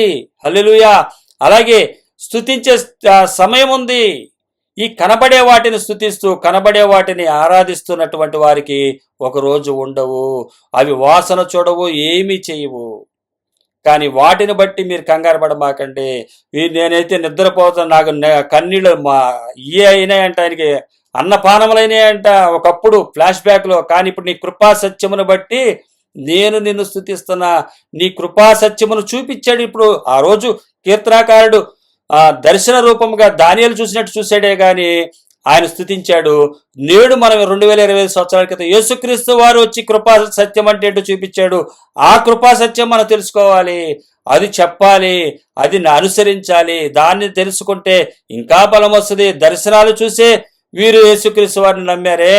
దర్శనాలు లేకుండా జరిగినటువంటి చరిత్ర మనకు చూపిస్తుంది. చరిత్ర చూపించినప్పుడు కూడా కృపా సత్యాలు మనకి భూమి మీద యేసుక్రీస్తు వారు సాక్షి ఇచ్చినా కూడా నమ్మలేకపోతున్నామంటే మనంత దౌర్భాగ్య స్థితి ఇంకోటి ఉండదు. ఇది కేవలం మీ చేతులారా మీరు చేసుకుంటున్నారు. దేవుని దగ్గరికి వచ్చి అవిశ్వాసుల్లాగా, భక్తిహీనుల్లాగా మీకు కలిగినటువంటి వాటిని విగ్రహాలుగా పెట్టుకుని వాటిని బట్టి స్తుతిస్తున్నారు, వాటిని బట్టి కృతజ్ఞతలు తెలియజేస్తున్నారు, వాటిని బట్టి ధన్యత అనుకుంటున్నారు. భూమి ఆకాశాలు సృజించానురా, నువ్వు పెట్టుకున్నవి ఎంత, మనం పెట్టుకునే ఎంత అంటున్నాడు ఆయన. మీరు పెట్టుకునే ఎంత అని అడుగుతున్నాడు. భూమి ఆకాశాలు సృజించిన వాడిని నేను ఆశీర్వదిస్తానన్నాను. అది ఈ రోజు నీకు కనబడదు, అది కనబడే రోజు ఉంది. దాని యందు విశ్వాసం ఉంచు. ఆ ప్రతిమ చూసినటువంటి దానియేలు రాబోయే రోజుల్లో రాజుగారికి చూపించిన ఆ దర్శనాన్ని బట్టి ఆయన ఆ మర్మాలను తెలియజేసినప్పుడు ఆనందించాడు. కానీ నేడు మనకి అన్యజనులైనటువంటి మనకి వాటిని తెలుసుకుని చరిత్ర తడిమి చూసుకునే అవకాశం ఉంది. చూసుకుని కూడా బలం తెచ్చుకునే అవకాశం ఉన్నా కూడా మీరు ఇంకా మరలా మీరు కూడా వారు చేసినట్లే మీరు కూడా చేస్తున్నారు. ఇలా అయితే మీరు విశ్రాంతిలో ప్రవేశించారని చెప్తుంది వాక్యం. కాబట్టి ఇక్కడ ఆయన తన మహిమను ఎవరికి ఇచ్చేవాడు కాదు దేవుడు. 48వ అధ్యాయము యెషయా గ్రంథము 11వ వచనంలో చెప్తున్నాడు, నా మహిమను మరి ఎవరికి నేను ఇచ్చేవాడును కాదు. ఆయన మహిమను ఆయన ఎవ్వరికి ఇవ్వడు. మీరు అనుకుంటున్నారేమో ఆయన మహిమ ఒక ఇంటి మీద ఇచ్చేసాను, ఒక పొలాల మీద ఇచ్చేసాను, ఒక సంఘాన్ని మీద ఇచ్చేసానని మీరు అనుకుంటారేమో. ఇవ్వడంట ఆయన. నా మహిమను నేను ఎవ్వరికి ఇచ్చేవాడును కాదు. నేను ఆ దూడలకి ఇచ్చేసాను ఆ రోజు, అదే నా మహిమ అనుకుంటున్నారు. కాదు, నేను ఎవ్వరికి ఇవ్వను నా మహిమను. నేను నా రాజ్యంలో మీరు వచ్చినప్పుడే మీరు మీ బహుమతులు ఏంటో మీరు అక్కడ చూస్తారు. అవి మీరు చేసుకున్నటువంటి ఏ రేంజ్లో మీరు నన్ను విశ్వసిస్తారో, ఏ విధంగా భయభక్తులు కలిగి ఉంటారో అటువంటి నేను ఇవ్వబోతున్నాను. నేను ఎవరినో తెలుసా? భూమి ఆకాశాన్ని సృజించిన వాడిని. కాబట్టి కీర్తనాకారుడు ఎంత చక్కని కీర్తనలు ఇవి. 115వ అధ్యాయము, ఇందులో ఉన్నటువంటి ఎంత దేవుని గొప్ప మర్మం ఉందో, ఎంత గొప్ప ఆదరణ ఉందో. మన దేవుడు కనబడట్లేదు, మనకు ఆస్తులు కనబడట్లేదు, మనకి ఏమీ కనబడట్లేదు. అన్ని లాసులే, అన్ని నష్టాలే, అన్ని వేదనలే, అన్ని బాధలే, సమస్యలే. కానీ ఒకరోజు స్తుతిస్తామంట. 18వ వచనం, మేమైతే ఇది మొదలుకొని నిత్యము యెహోవాను స్తుతించెదము, యెహోవాను స్తుతించుడి. విజయానికి పొందక ముందే స్తుతించడం అంటే ఇదే. నేను ఒక పాట ఉండేవాడిని. నా భార్య, నా కుమారుడు, నేను, నా కుమార్తె మేము అందరం వెళ్తున్నప్పుడు విజయానికి ముందే స్తుతించాలి. విజయానికి ముందే స్తుతించండి అంటే విజయము, ఇంకా రాబోతున్న విజయం కొరకు మనం పాడుకుంటూ ముందుకు వెళ్తాము. తర్వాత ఆ పాట శాశ్వతమైపోతుంది. అది విజయం ఇంకా రాలా మనకి. విజయంలోనికి వెళ్ళిన తర్వాత వచ్చినప్పుడు పాట కొనసాగుతూ ఉంటది. కానీ మృతులు మౌన స్థితిలో వెళ్ళిన వారు మౌనమైపోతారు. ఎందుకంటే వారు చెప్పినవి ఏమి కనబడవు తర్వాత. కాబట్టి విగ్రహాలను చేసుకున్న వారు దాన్ని పోలే ఉంటారంట. 115వ కీర్తన 8వ వచనం, వాటిని చేయువారును వాటి యందు నమ్మిక ఉంచేవారు అందరూ వాటి వంటి వారే ఉన్నారు. ఎలాగున్నారంట? అవి ఎలాగున్నాయో వీరు అలాగే ఉన్నారంట. అవి మాట్లాడట్లా, ఏం చేయట్లా, వాసన చోట్ల. వీరు అంతేనంట. ఇంకా తర్వాత మౌనస్థితే. తర్వాత వారు ఏంటంట? మౌన స్థితిలోకి వెళ్ళిపోతారు. మృతులను మౌన స్థితిలోకి వెళ్ళిపోతారని చెప్పి దేవుని వాక్యం తెలియజేస్తుంది. ఇంత ఖచ్చితంగా దేవుడి వాక్యం మనకు తెలియపరుస్తుంది. కీర్తనాకారుడు యేసుక్రీస్తు వారు రాకముందే కృపా సత్యముల గురించి ప్రవచించాడు. దర్శనాన్ని గమనించి విశ్వసించాడు. ఆయన మా దేవుడు భూమి ఆకాశాలు సృజించిన వారి చేత మేము ఆశీర్వదించబడ్డ వాళ్ళం అని చెప్పుకుంటున్నాడు. అలాగే ఆయన స్తుతిస్తున్నాడు, గణపరుస్తున్నాడు. అయితే 2025 సంవత్సరాల తర్వాత మనకన్నా 2025 సంవత్సరాల ముందు యేసుక్రీస్తు వారు కృపా సత్యాలు ఈ భూమి మీద చూపించి వెళ్ళారు. ఈ చూపించెలిన ఈ యొక్క గుణగణాలను తెలియపరచాలి. అదే నేను తెలియపరదాం అనుకున్నాను. అయితే ఆయన గురించి ముందు తెలియపరిచింది దేవుడు తెలియపరిచాడు. హల్లెలూయా. ఆయన ఎవరంట? ఒకే నిజమైన దేవుడు. ఒకే నిజమైన దేవుడు. దేవునికే మహిమ కలుగును గాక. హల్లెలూయా. ఆ ఒక్క దేవుడు, ఆయన గుణగణాలు, కృపా సత్యములు ఏమిటో ఆ తర్వాత మాట్లాడదా, కానీ ముందు ఇది మాట్లాడినాను అన్నట్లుగా ముందు తీసుకొచ్చాడు. ముందు మన దేవుని యొక్క గొప్పతనం మనం తెలుసుకున్నట్లయితే, భూమి ఆకాశాలు సృజించినటువంటి దేవుడు, మన దేవుడు ఎంత గొప్పవాడో మనం తెలిసినట్లయితే, ఆయన కృపా సత్యాలు ఏ రేంజ్లో ఉన్నాయో మనం చూసుకునే ఘనత వచ్చింది. ఈ కీర్తనాకారుడికి క్రొత్త నిబంధన లేదు, కానీ దేవుని దర్శించాడు. దర్శనం ద్వారా ఆయన గుర్తుపట్టాడు. దానియేలు ఏదైతే ప్రతిమని విషయాల్లో రాజుకి ఇచ్చిన కళని, ఆ దర్శనాన్ని ఆయన వివరించాడో, అలాగే ఈ కీర్తనాకారుడికి కూడా ఈ దర్శనాన్ని వివరించాడు. ఆయన ఈ దర్శనం వివరించినప్పుడు ఆయన స్తుతిస్తున్నాడు. నీ కృపా సత్యమును బట్టి నీ నామమునకే మహిమ కలుగును గాక, నీ కృపా సత్యాన్ని బట్టి నీ నామ మహిమ కలుగును గాక అని చెప్పి ముందుగానే స్తుతించాడు. కానీ 2025 సంవత్సరానికి మన చేతిలో క్రొత్త నిబంధన ఉంది, పాత నిబంధన ఉంది. బైబిల్ గ్రంథం మన తెలుగు భాషలోనే మనకే అనుకూలంగా అంటే మనకు అర్థమయ్యే భాషలో రాయబడి ఉంది. అయితే ఆయన కృపా సత్యాలు ఏంటో మనకు అన్ని వివరాలు అందులో ఉన్నాయి. ఇప్పుడు నిజమైన విశ్వాసి అంటే ఇశ్రాయేలు ఎవరు? క్రీస్తునందు విశ్వాసించిన వాడు నిజమైన విశ్వాసి. అలాగే అహరోను ఎవరు? రాజులేని యాజక సమూహం. ఆయన గుణగణాలను అనుసరించి బోధించేవాడు రాజులేని యాజక సమూహం. వారందరూ కూడా ఈ కృపా సత్యముల గురించి వివరించాలి. ఈ వివరించి ఇంకా దేవుళ్ళు బలపడటానికి అవకాశం ఉంది. కీర్తనాకారుడే దానియేలు గారే జరగబోయే వాటిని చూసి బలం పొందుకున్నాడు. జరిగిన వాటిని తలుచుకుని ఇంకా భూమి ఆకాశించిన సృష్టికర్త అయిన దేవుడి కొరకు ఇంకెంత ఘోరంగా వదిలేయాలి మనం, ఇంకెంత ఘోరంగా వదిలేయాలంటే అంత ఘోరంగా. ఒక్క మాటలో చెప్పాలంటే చాలా చాలా ఇంకా లోకంలో అంటే ఇంత దరిద్రులు ఎడరానాలి మనం చూసి అత్తగా అయిపోవాలి అనిపిస్తుంది. అలా ఉన్నాయి ఆయన మాటలు. అవి ముందు చెబుతామంటే కాదు, అసలు ముందు ఈ మాటలు చెప్పు. చూడలేని వ్యక్తి ఏ విధంగా దర్శనాన్ని చూసి ఏ విధంగా విశ్వసించారో వాళ్ళ గురించి చెప్పు. తర్వాత చేసిన దాన్ని చెప్పిన తర్వాత చెప్పు మిగతాది. ఆయన గుణగణాలు ఏంటో, కృపా సత్యం అంటే ఏంటో, ఆయన కృప సత్యం ఏ రేంజ్లో చూపించాడో, ఏ విధంగా చేశాడో తర్వాత చెప్పుదావా అని చెప్పి దేవుడి వాక్యాన్ని ఇచ్చాడని నేను తలుస్తున్నాను. ఈ వాక్యాలు మత్తయి సువార్త 10వ అధ్యాయం 20వ వచనంలో మాట చెప్పబడుతుంది. దేవుడు తన మాటనిస్తాడే తప్ప దేవుడు యెహోవా మాట్లాడేవాడు యెహోవాయే, నేను కాదు. నాకు చెప్పాడు, నేను ఈ ఆనందంతో మిమ్మల్ని పంచుకోవటానికి కారణం తప్ప వేరేది కాదు. ఆయన నాకు బలపరిచాడు, బలపరిచిన దాన్ని బట్టి నేను చెప్పడం గల కారణం. విశ్వసించగలుగుతున్నాం అంటే ఆయన చెప్పబట్టే. ఇది ఏం మాట్లాడాలో ఏం చేయాలో మీరు ఆలోచించమాకని నా మాట చెప్పాడు. నేను ఏం మాట్లాడాలో ఆ సందర్భాన్ని ఇస్తా. మాట్లాడేది నువ్వు కాదు, తండ్రి ఆత్మే మీతో మాట్లాడుతున్నాడు. మత్తయి సువార్త 10వ అధ్యాయం 20వ వచనం చెప్పబడుతుంది. తండ్రి ఆత్మ మీతో మాట్లాడిస్తున్నాడు, అంతే తప్ప మీరు కాదు మాట్లాడేది. ఇప్పుడు మన గొప్పతనం ఏమి లేదు ఇక్కడ. మనం మాట్లాడుతుంది, మనతో మాట్లాడిన దేవుడు మనతో మాట్లాడుతున్నప్పుడు మనం ఒకరికొకరు బలపరుచుకొని ధైర్యపరచుకోవటానికే ఇది. ఈరోజు నేను ఏదో గొప్ప స్థితిలో, మనం ఏదో గొప్ప స్థితిలో ఉన్నామని కాదు. అంతం వరకు నిరీక్షణని మనం ఏం చేయాలంటే కాపాడుకోవాలి. మధ్యలో అనేకమైన వస్తాయి.